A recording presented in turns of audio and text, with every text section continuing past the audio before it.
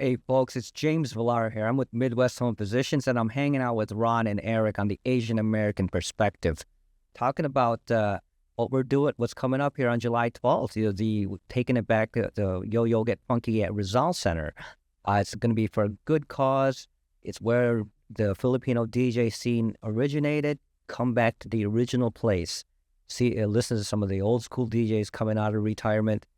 We're a little old and rusty, but we can still bang those decks out. So it'll be a great time. Hope to see you there. Rizal Center, July 12th, which is a Saturday, 7 to 12 p.m.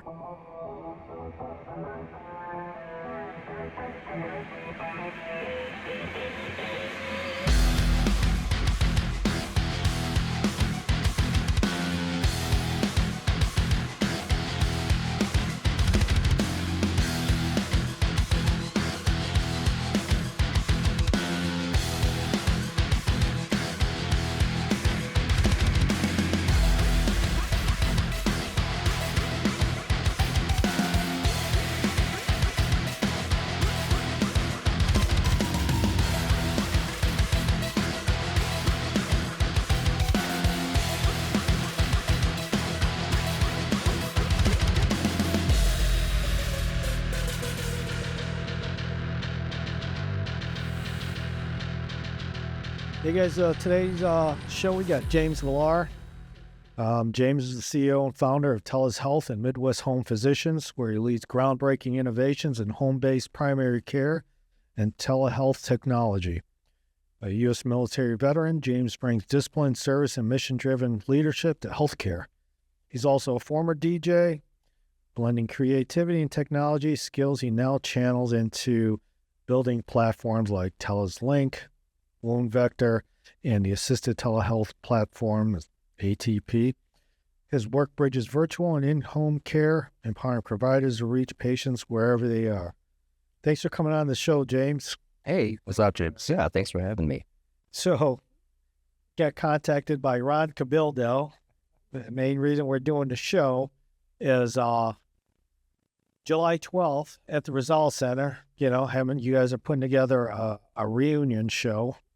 And, bringing back a lot of the DJs we grew up with, yourself included, are one of the featured DJs. Ween Paez, I guess, is the main headliner and stuff, or Yeah, Dr. Ween. Dr. Win. It's funny to say that since I grew up with him. You know, guys from the old neighborhood. And Rizal Center, of course, is iconic to Filipino community here in Chicago and stuff. So, why don't we start? Where'd you grew up in the city, right? Yeah, I grew up in the city, north side, North side. Lakeview area, and then pretty much Lakeview, uptown, and then still in the Chicago area. Did you go to high school in Lane or No, I went to Gordon Tech. Gordon? Oh, you're one of those kids. Yeah. All right, must be nice. Here's GT kid. Yeah, I get it. Whatever. Anyway, back then they were the state champions for, Yeah, nice. nice. And what year did you graduate over there? No, that was 87. 87. Okay, you were. Yeah. I was getting kicked out of high school at 87. So I think I've heard that. Yeah. That was the year I had to join the military. So, but you ended up going to the military right out of high school, or? Yeah, I did. It was, it's one of these things where, I barely passed high school, and it wasn't because, I may be kind of an idiot, but one of the teachers she flunked me on math, and the thing was, I was really good at it, but she just did not like my attitude. You're Asian, man. But yeah, that was the thing, right? She didn't like my attitude because I wasn't, and I recall the event, she's asking, all right, is everybody taking notes? And I wasn't taking any notes. Like, why do I need to take notes? Sure. So she asked, well, what are you taking notes? And I said, no, I'm absorbing what you're telling me. She didn't like that, so she flunked me at it.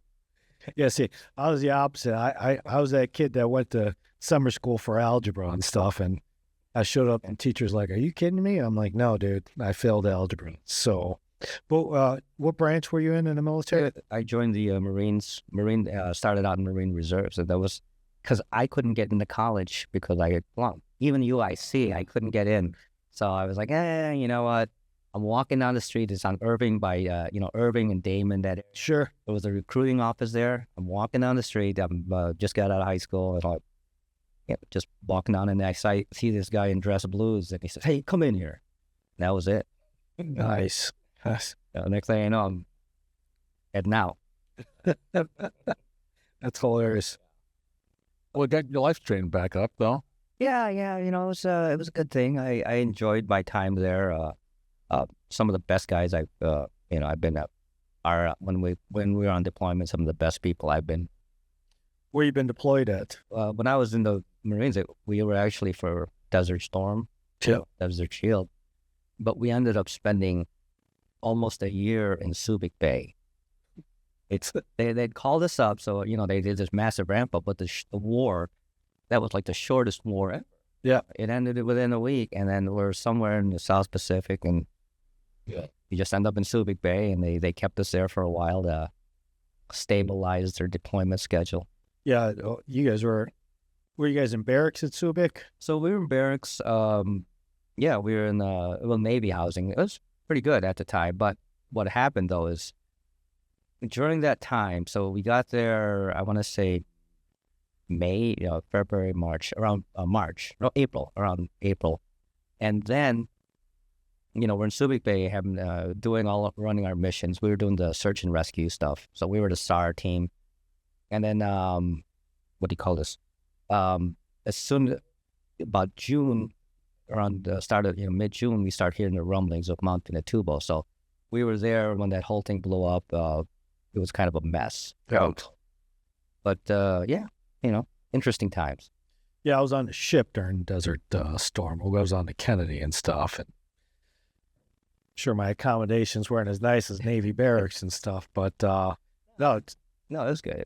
But then after a while, they kind of put us in they kicked us all out because they evacuated all of the Clark Air Force guys. So we actually were sent out to go get them back, escort them back while this, we're getting rained down on volcanic ash. So they kicked us out of our barracks, and we ended up in these Quonset huts, which, whatever. So did you find, because we didn't have internet back then, when you came back to Chicago, a lot of your friends that you grew up with have no idea that there was a war going on? Yeah, that was pretty much it. Because by that time, the war ended in, I want to say February, right? Yeah. And then we didn't get back till November. Yeah. And everybody had gone. And, yeah. It's just one of those things.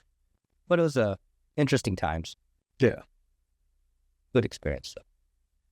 So tell us about work. You know what I mean? So you got your own company, Home Healthcare. Is that what it is? So it's I took over this visiting physicians practice. There's a house called Doctors in 2017 because I was at the time I was piloting an app. We had this application that we were in the process of developing, Uber for doctors, for healthcare. The concept was because our doctors and nurse practitioners are doing house calls, they're in the area. The idea was, hey, flip this app open. You want to see a doctor do a house call, see who's available. Good concept, I thought. Right. Yeah. Problem was, during this whole process, it'd been a long process, and then COVID hit, so it totally spun things around for us. We couldn't do house calls anymore. Right. And then that was, but we had all these patients. They're all elderly patients. They can't get, they're all shut in. So it's kind of like, what are you going to do? So we start calling the patients up. We were doing telehealth at that point before we were even getting approved for payment. So we just had to do it though, because nobody else was taking care of them. Right. So I think a few weeks in, Medicare says, we're going to open up telehealth and actually pay you as if you were going there. And then, so we started doing that, but because of our elderly population, they had issues with either technology. Well, of course. Did they have a smartphone, and two, did they know how to use it? So a few weeks into it, we're seeing patients, and then I'm having a Zoom call with our providers, and they're saying, telehealth is great, but it's total garbage for us. I just spent the last 30 minutes looking at this woman's nostrils because that's how they talk. Yeah. So And then they weren't getting the hands-on stuff that they normally get. They can't get the heart lung sounds on the diagnostic. So my wife, who's a nurse, we're kind of like sitting at our kitchen table, like, hey, I had to fix this somehow. So we started putting these kits together, and we basically got all of the diagnostic, same black doctor's bag, but we trained a medical assistant to use that and use the tablet so that they were there with the patient in person, and the doctors are still remote, but they're all kitted up, Right. And then that's how we started doing the assisted telehealth platform. I think we were probably the first, I know in the state, probably in the country, to actually do hybrid telehealth. But we were small. It was just my wife and myself and a few other providers and some MAs, medical assistants. And it's been successful since. So yeah, it's we were using this platform ever since. And then when the PHE ended, it's getting back to business as usual. Our providers kind of like, hey, you guys want to do house calls again, driving from house to house? And they were like, no, we like staying at home. Right. Doing because they get the same diagnostic picture. They were able to treat the patients as if they were there in person because they have a trained medical assistant. Right. That's relaying the information. They're like the heart lung sounds. And it's all, at the same time, it's all some of the stuff that we develop transmits real time. So as a provider, I can listen to heart lung sounds remotely because I have that MA there, or I have an otoscope so I can look in their eyes, ears, right, real time, even though I'm remote. So the MA is the one that travels. Mm-hmm. Okay. Yeah, they travel. There's and that was kind of the trademark phrase that we use. We bring the human touch in telehealth. That's our actually trademark logo. Good. So that's what we're doing right now. It's we're here in Illinois, and then 24 states. Oh, wow. But we're only really active in Illinois, just started in Indiana, Biloxi, Mississippi, and then Dallas, Texas. Oh, that's interesting. So, real reason here, we're going to plug your reunion party and stuff. Tell us about this party coming up on the 12th. Yeah, so that's... How did that come about? So, this thing came about because, we all grew up in it. We were all there, right? Growing up as kids, our families were there. It was like the very first community center, especially for second generation or, first generation immigrants. Right. Like most of us were. That Rizal Center was part of our lives. Absolutely. And, and that's where all the DJs started. You remember all the damn parties over there? Kind of nuts. Exactly. So, and it's, the Rizal Center's gone through its ups and downs. And lately, just recently, it had just finally gotten back into the community because there was an emphasis. There's been maybe a 2-year period where there was a lot of issues happening there. They had some person in there that pretty much squatted in. Oh, wow. And it was horrible. Okay. And we had just gotten it back, and it was in such disrepair. It was just horrible. So, knowing that, that all of this had been going on, a lot of people in the community wanted to bring it back together. So I just, for me, I'm just kind of helping out where I can.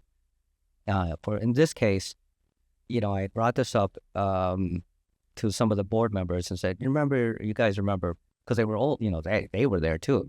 How we used to have this, how the Rizal Center was always rocking every weekend. They had that bar downstairs. Sure. And then they had some of the best DJ, the whole Filipino DJ culture started there. I want to say like with Aris, for example. Sure. And all those parties that we had. So we wanted to bring that back, that whole community back. And one of the ways we were thinking about doing that was this old school reunion, bringing it back to the original place. We've had old school reunions, but Rizal Center, really for most of us, that and like Masters Hall, remember? Yeah, oh yeah. That was our go-to place on the weekends, right? Somebody was always throwing a party, you'd have you'd get the flyers passed out around the local high schools, $5, 4 with a flyer. Was it? Yeah. Yeah, it's funny. I just saw the video that Ron and Dennis put out about doing a digital flyer and getting $5 or $10 off the ticket price at the door and stuff like that. Trying to, get that that feeling back of collecting those flyers and getting a discount at the door. So the money used, from what I understand, is going to be used for renovations and stuff.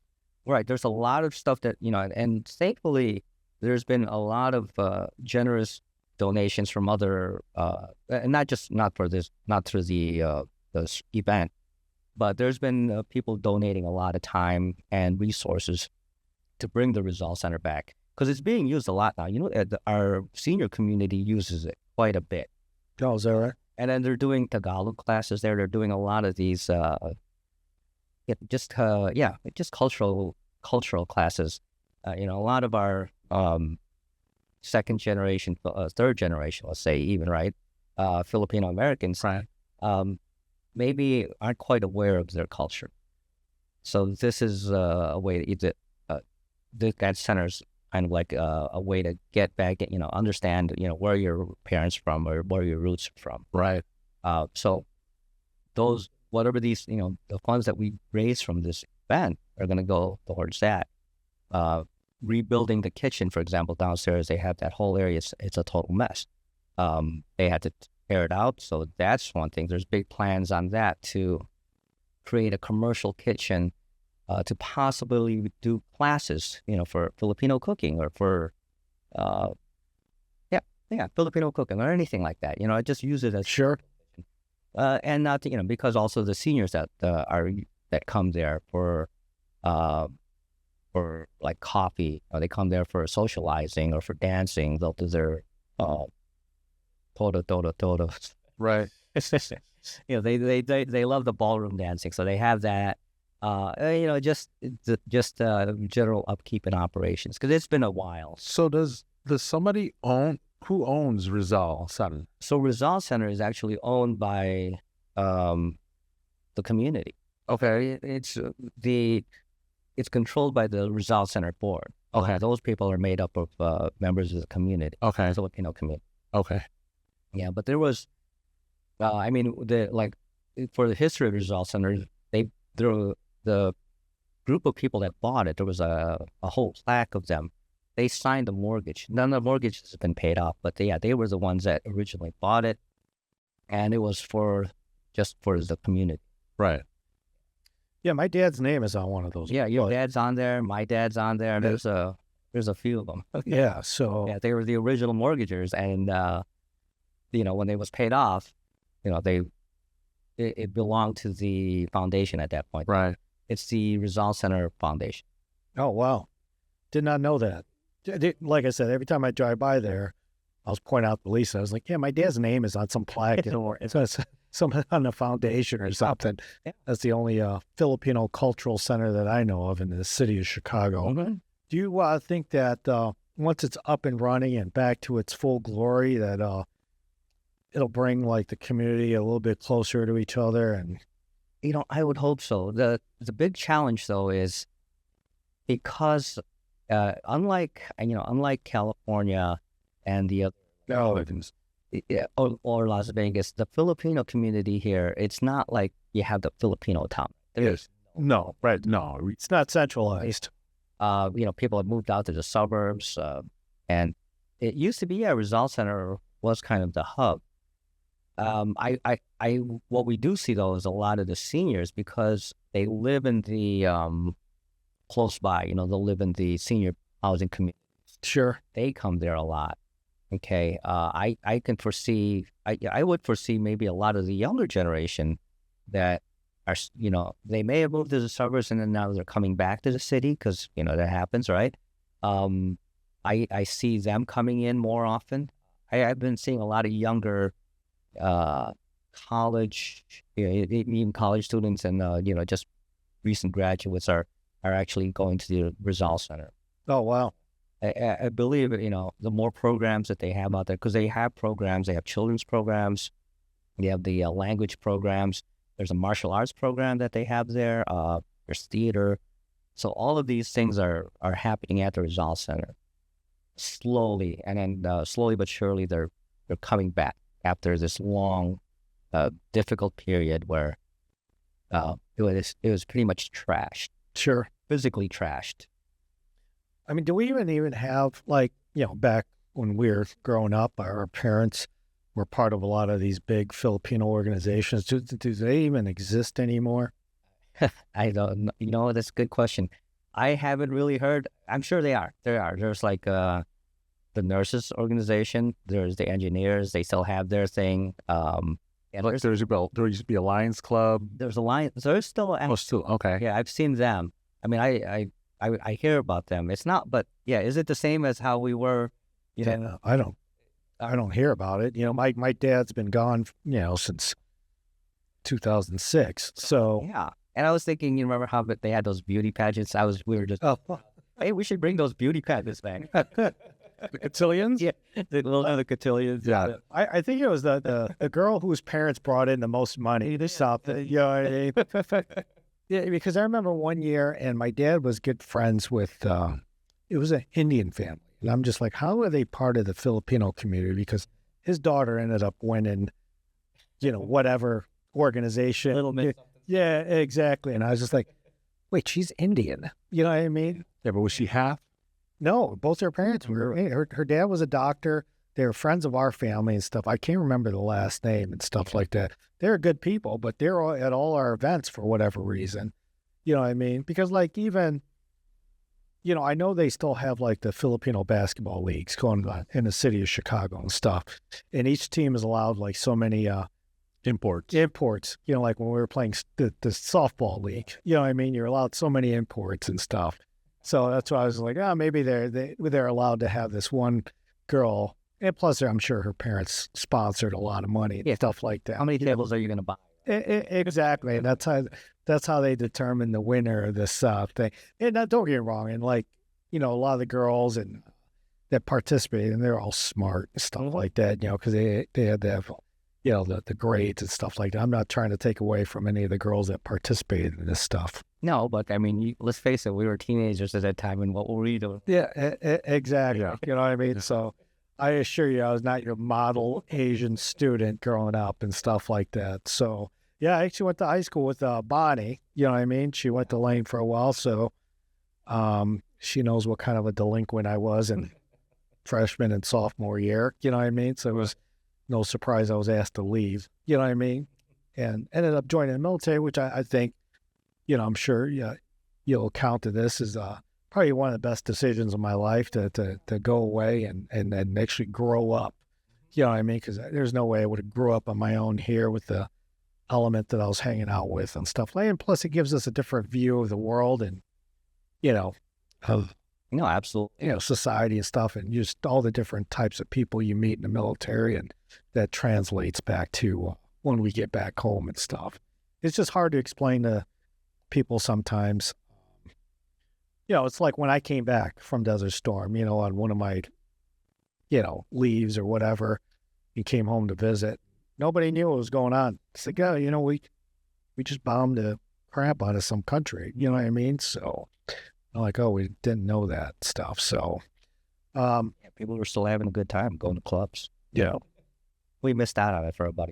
Oh, yeah. Yeah, but you're bringing it back. Now we're bringing it back. You make it up. Yeah. Yeah. So I mean, this event, we're hoping. I know it's we probably should have done more promotions on it, but whatever we raise on there is benefiting Rizal Center. And we're hoping to bring back that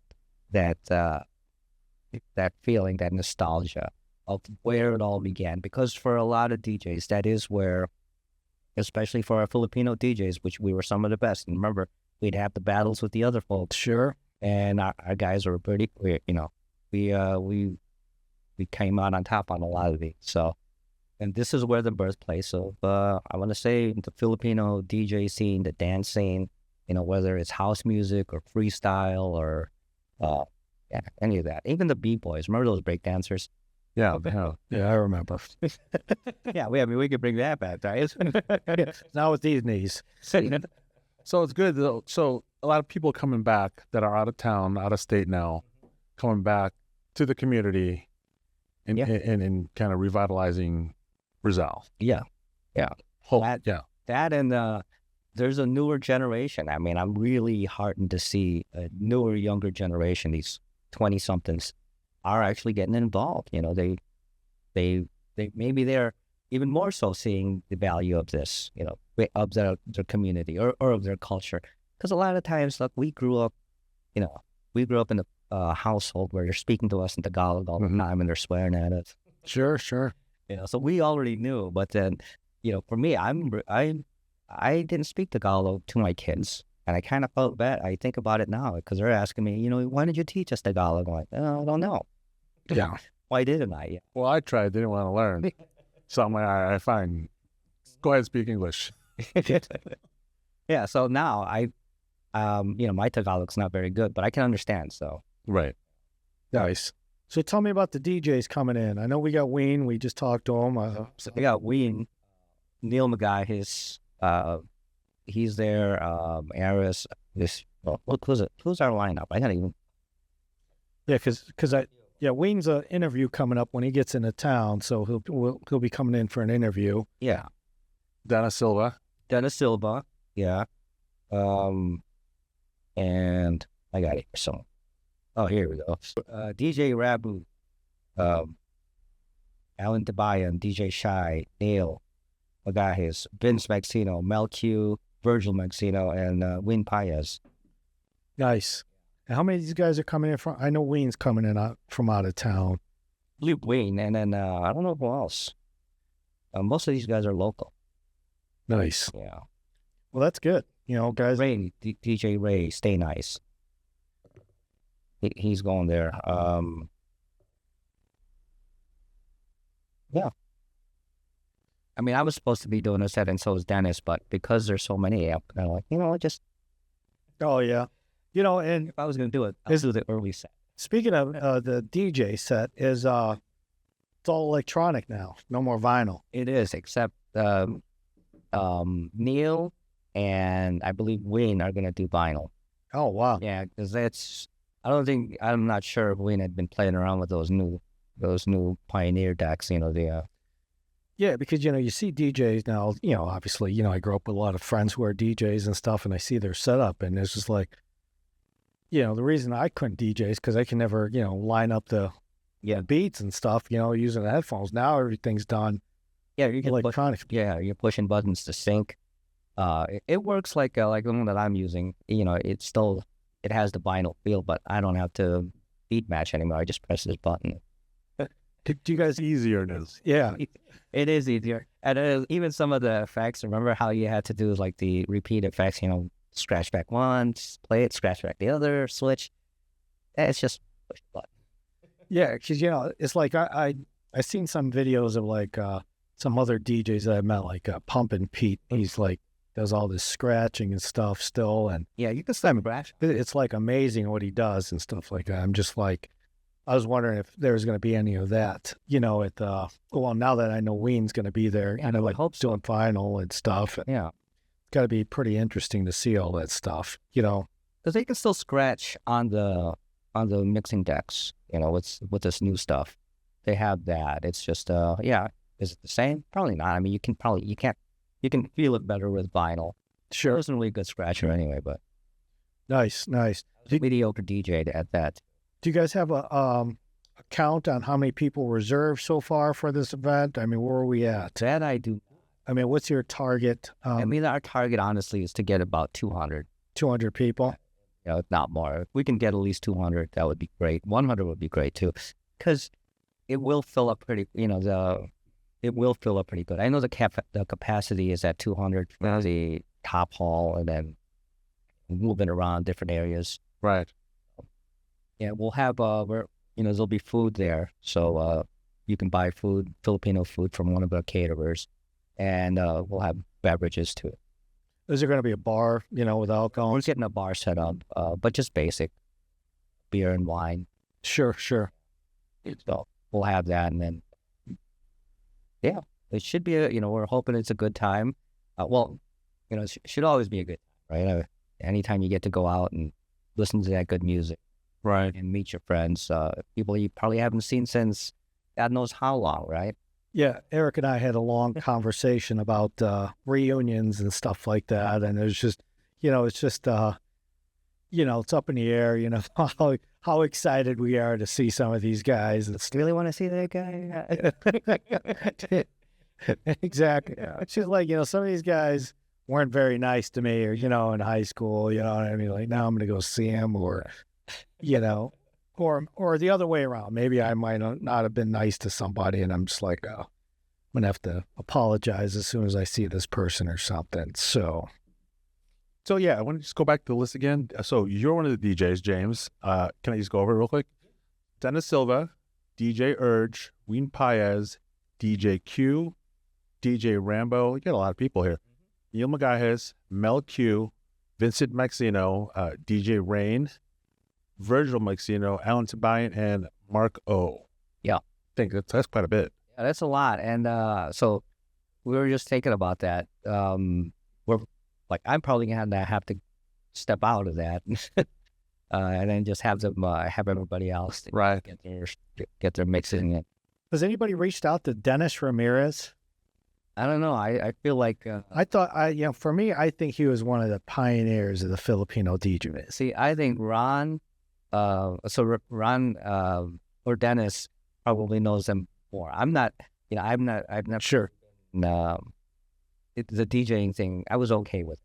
We go to the same place to get a haircut, Slim's up in Crystal Lake, and I know Dennis lives up north, and I ran into him at the shop, Nobody reached out to that guy. and I was just like, man, he's got, he's made tracks, you know what I mean? So he's, a recording artist, you know what I mean? And he was one of the original Filipino DJs. And every time I see these reunion parties and stuff, I'm just like, and I know, because I talked to him before. He's been on it. Yeah, I always talk, I've talked to him in the past before. So Dennis, if you're, listening to this, you need to make a comeback, and, but, I know he wasn't like really interested in, doing, coming out of retirement, so to say, you know what I mean? So, but, I talked to him the one time, and we're talking, I was like, wow, I mean, what a history, carrying your, crates of records around, Right. stuff like that, and driving all your equipment and stuff like that to now everything is like on one deck, and, it's a giant suitcase, So much easier. more portable. It is. It is a lot easier. I still have the vinyl. I just don't use it anymore. Sure. Who's doing the setup for the equipment and stuff like that? So I'll be setting up most of the equipment. Oh, okay. So everybody will be working on the one. There's no set changes. No, I mean they can, especially with these with the newer stuff. You can just kind of plug in your laptop and. Nice. So yeah, we'll be setting up the equipment. Probably getting all of that done on Saturday morning. Getting it ready. So there is, the other issue. There was parking, right? So we have that lot, but we do have a valet service. Oh, is that right? I'm going to. We're still working out the details on that because there are some other lots nearby that we might be able to. But it is, parking was always tough down there. Sure. Yeah. Maybe Uber, right? Yeah. Right. Oh, Uber would be better. All right. Well, James, man, thank you for coming out. You want to kind of plug in, give us the dates, the events? Yeah, it's July 12th at Rizal Center, 7 p.m. Doors open. It's going to be a great time, 7 to 12. Listen to some good music, eat some good Filipino food, enjoy, dance. Awesome. And then let's reconnect with the community. And it's for a good cause. You're helping this community center, which has been a part of our lives since we were kids. Right. We're bringing it back. Having it available for this new generation of Filipino Americans. Sure. Guys, keep it going, How do guys get tickets for the show or for the evening? It's on Eventbrite on Facebook, and then also on Facebook, there's a Facebook page for Yo-Yo Get Funky. You can download the flyer. That's it. Well, you can download the PDF of the flyer. Basically, just show the flyer at the your phone at the door. Hey, I got a flyer. Just like the old school days. Yeah. Yeah. Except we're not printing it out, right? Save the trees or something. Right. Yeah. Yeah. And what's the cost to get in? So, what was the cost to get in? I want to say it was like $30. $30. Yeah. Is it $5 off a flyer, maybe? Well, guys our age, hopefully you'll be able to afford it and stuff. It's a pretty nice evening. You probably spend more than that just going out to dinner and stuff like that. So And this is probably, so much better. yes. Well, we appreciate you coming out to our show and plugging the reunion party and stuff like that. I'm sure you guys are going to be successful. And it was great having you, man. Thanks a lot. Thanks for inviting me out here. We'll have to do this again. Yeah, definitely. Like I said, we're going to have Wayne Paez on the show when he gets in.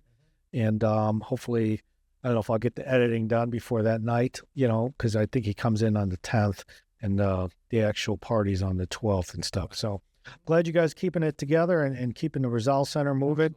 That's a staple for guys our age, growing up in that, especially our parents and stuff like that. So thanks and good luck, guys. I appreciate it. Thanks, guys. Thank you. See you guys next time.